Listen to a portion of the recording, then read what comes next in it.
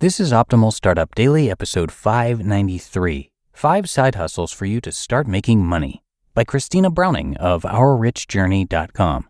And I'm Dan, I'm your host and your narrator here, and welcome to Optimal Startup Daily. If you're new here, glad you found us. And if you're a regular listener, I of course thank you so much for being here and for supporting the show each and every day. And I'm going to keep this intro nice and short for you to start the week, so let's get right to our post as we optimize your life.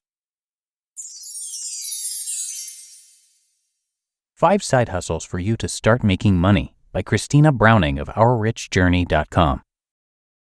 As you probably know, Amon and I have long been advocates of the side hustle.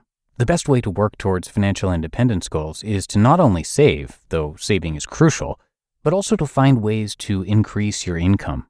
Side hustles are the perfect way to do this because literally everyone can find at least one thing that they're skilled at, even if you don't necessarily think so.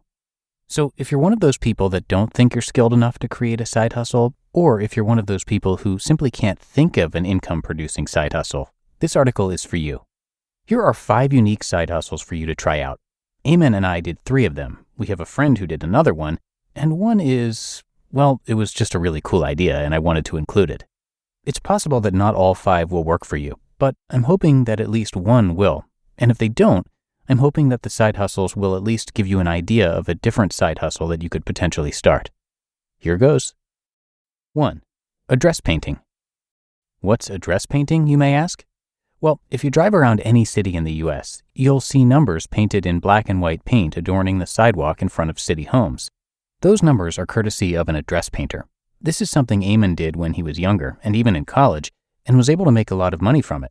He actually started when he was 10 years old and continued with it all the way through college. Address painting is such a great side hustle because it's so accessible.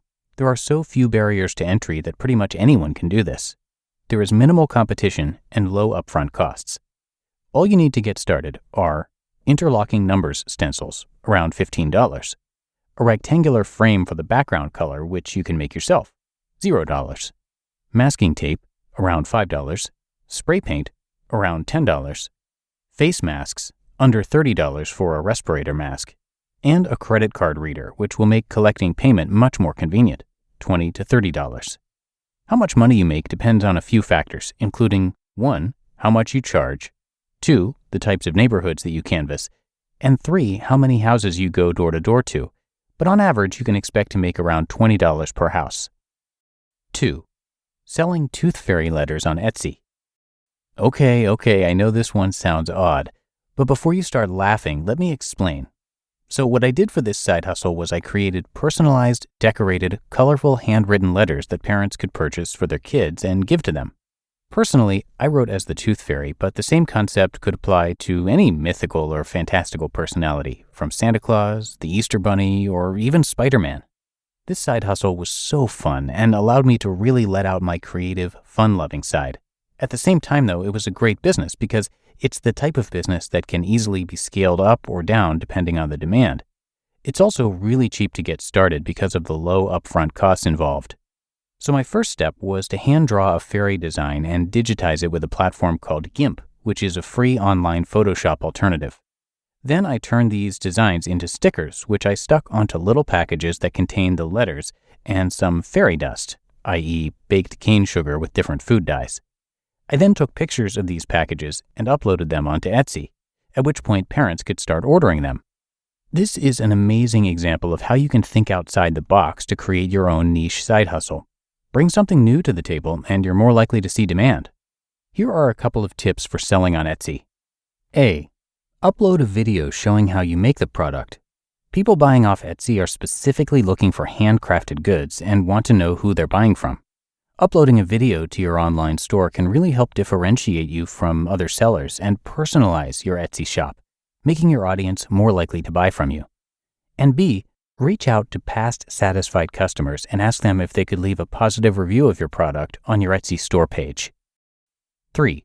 Sports videography and/or photography. This is a niche that you can break down even further by narrowing your focus to a specific sport, age group, competition level, etc. For example, Amon and I have 2 school-age daughters who are both active in sports. When we go to their sports games, we want to document them so that we can have memories that last forever. But at the same time, we also want to be able to be in the moment and actually focus on our daughters and the game. Seems like a catch-22, which is where you can find your money-making opportunity. You can work with other parents to tape their children at their sporting activities, allowing those parents to walk away with professional-level recordings or photos of the event without having to tape it themselves. We had a friend who did this. She used Sanoa to build up her action and basketball shots, and she got a lot of business as a result. Again, this is a hustle you can easily scale up by getting gigs with high schools, amateur games, AAU leagues, competitive swim teams, etc. Here are some tips on how to get started and succeed as a freelance sports videographer or photographer. A. Make sure to build up your portfolio with all the gigs that you've done, as that is what will get you your next gig. Start your portfolio off with edited, high-quality videos and pictures of your own kids, nieces, nephews, and grandkids, or your friends' kids. B. Always carry around business cards. Use every event you film as a networking opportunity. Talk to parents, coaches, administrators, etc., and sell yourself and your services. C. Use a high-quality camera. The more quality you can provide your clients, the more you can charge them. And D. Maintain a visible social media presence. Instagram is a really great platform for this because it's a platform that focuses almost entirely on images and videos. 4. Sublease properties on Airbnb. Regardless if you are a homeowner or renter, if you have an extra room, renting it out on Airbnb could be a really profitable side hustle. For us, subleasing out the extra granny unit that came with our rental flat actually turned out to be one of our biggest moneymakers. One reason I love this side hustle so much is because it's a form of house hacking that doesn't require owning your home. With subleasing, you avoid the 20% investment cost associated with purchasing rental properties. Here are 2 tips for getting started with subletting on Airbnb. A. Make sure you check your city ordinances to make sure you're complying with the relevant laws and regulations before you get started. And B. If you're a renter, you will need to get your landlord's approval before doing this. And 5. Rent out baby equipment. And the final side hustle involves baby gear. There's a site called babyquip.com. The site caters to families who are traveling with a baby and don't want to lug around things like cribs, strollers, etc. This side hustle allows you to rent out new or used baby gear to vacationing families. And if you don't have any equipment yourself, you can simply pick up used baby items for free off of Craigslist or freecycle.org. Considering this, there are very few upfront charges associated with this hustle, though BabyQuip does have a small fee to use their platform. You can even scale this business yourself with some creative thinking. So, these are some side hustles that you can use on your road to financial independence. Remember, a side hustle is a great way to earn more money to invest, pushing yourself even closer to your FIRE goal. Good luck. You just listened to the post titled 5 Side Hustles for You to Start Making Money by Christina Browning of OurRichJourney.com. And thanks to Christina for letting us share her work today, as she and her husband Amon are former federal government employees who focused on saving, making, and investing money so that they could grow enough wealth in their investments to never have to work again. And guess what? They did it. At the age of 39, they reached financial independence, quit their jobs, and they retired. So, if you're interested in learning how to save, make, and invest money on the road to financial independence and retiring early, aka FIRE, their site is for you, and I have that linked in this episode's description. And once again, thanks to Christina and Amon for permission to narrate their work. But that's it for another edition of Optimal Startup Daily. Thanks so much for listening, and I'll be back with you tomorrow, where your optimal life awaits.